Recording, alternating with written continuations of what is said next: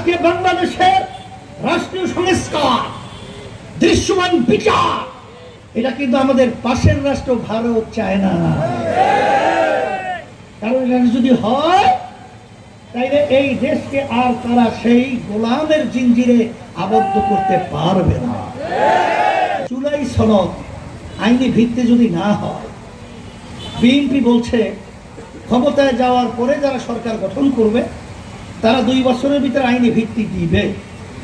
আচ্ছা, যেটা দিবেন এখন দিতে অসুবিধা কি? তাইলে তো গ্রামে একটা কথা আছে, ডাল মে কুছ কালো হয়। এখানে কি আরেকটা উদ্দেশ্য থাকতে পারে? যেটা দেবেন এখনই দিয়ে ফেলে, এ ব্যাপারে আপনার আপত্তি কেন? এই বর্তমান অন্তর্বর্তীকালীন সরকার, তার প্রধান ডক্টর ইউনূস সাহেব, তিনি কিন্তু বলেছেন যে তাদের সরকারের মূলত 3টা কাজ আমাদের জাতির সামনে কমিটমেন্ট করেছেন।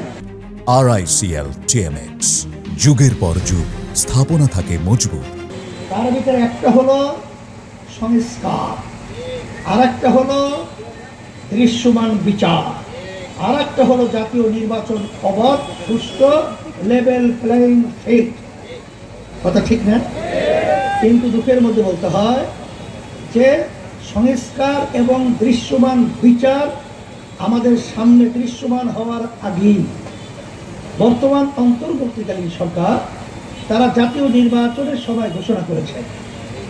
আমাদের দাবি ছিল যে জুলাই অভ্যুত্থানে আমাদের হাজার হাজার মায়ের কলজা খালি হলো, যারা পঙ্গু হলো, চক্ষু হারালো, সেই ভাষা কি আপনারা বুঝেন না? সেই জুলাই চেতনা কি আপনারা ভুলে গেছেন? যেই মানুষগুলো জানের মায়া ছেড়ে রাস্তায় নেমেছিল কেন?